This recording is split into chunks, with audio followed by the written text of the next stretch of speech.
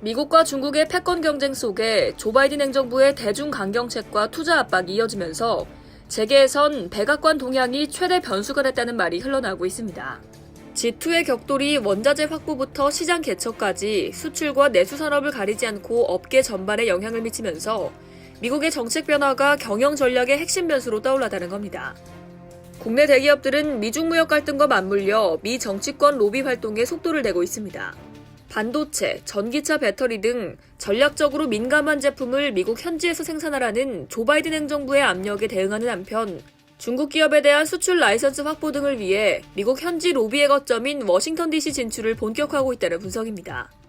2일 영국 파이낸셜 타임즈는 삼성, 현대, SK, LG 등 한국의 4대 대기업이 반도체, 전기차 배터리 등 전략적으로 민감한 제품을 미국 현지에서 생산하라는 조 바이든 행정부의 압력에 대응해 워싱턴에서의 로비 활동을 강화한다고 보도했습니다. 파이낸셜 타임즈에 따르면 LG와 SK그룹은 각각 워싱턴과 뉴욕에 로비 활동 관련 사무소를 낼 예정입니다. SK그룹의 자사 에너지 사업 부문인 SK E&S는 올해 뉴욕 사무소의 문을 열고 LG그룹은 내년에 워싱턴 로비 사무소를 개설할 계획인데요. 세계 2위 메모리 반도체 업체인 SK하이닉스는 미국 인텔의 낸드 플래시 사업부 인수 완료를 위해 이미 지난달에 미국 사업부를 설립했다고 파이낸셜 타임즈는 전했습니다. 기업들이 체감하는 미 행정부의 압박은 현재 진행형입니다. 대표적인 사례가 반도체 산업인데요. 지난 11월 바이든 행정부가 SK하이닉스의 중국 우시 공장에 EUV 노광 장비가 들어가는 걸 반대하고 있다는 로이터 통신의 보도가 업계에서 화제가 됐습니다. 반도체 초미세 공정에서 필수적인 EUV 반입이 늦어지면 비용 절감과 생산 속도 개선에서 차질이 빚어지는 등 SK하이닉스의 반도체 경쟁력에 문제가 발생할 수밖에 없습니다. 업계에선 EUV 장비를 시작으로 반도체 장비 전반에 대해 미국 정부의 제재가 강화될 경우 삼성전자 역시 중국 생산 라인 공정 개선에 어려움을 겪을 수밖에 없다는 관측도 나옵니다.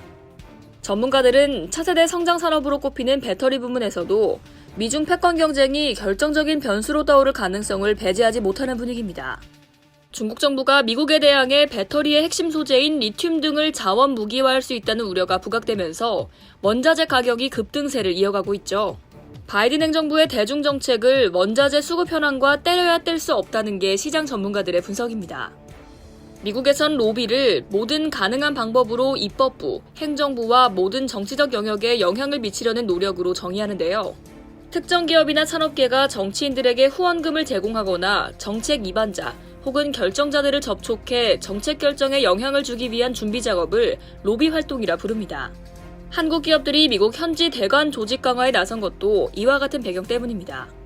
미 정치인과 기업의 거래 내역을 추적하는 기관인 오픈시크리트에 따르면 지난해 9월 기준 11,722개 업체가 적극적인 로비 활동을 펼쳤고 그 규모는 27억 4천만 달러에 달했습니다. 파이낸셜 타임즈는 한국 대기업의 미국 로비 활동 강화 배경을 미중 긴장 국면을 극복하고 미 행정부의 무역 제재 대상인 중국 기업에 공급을 위한 주요 수출 허가를 따내기 위함이라고 전했습니다. 이어 구체적으로 중국 최대 통신 장비 업체인 화웨이와 반도체 업체 SMIC 등 상무부 블랙리스트에 오른 중국 기업에 대한 수출 라이선스 획득을 목표로 하고 있다고 덧붙였습니다. 그러면서 대만의 반도체 업체인 TSMC가 2019년 인텔의 최고 로비스트였던 피터 클리브랜드를 글로벌 정책 및 법률 문제 부사장으로 영입하고 지난해에는 미 상공회의소 출신의 니콜라스 몬텔라를 로비스트로 영입한 이후 워싱턴 내 위상이 눈에 띄게 높아졌다고 부연했습니다.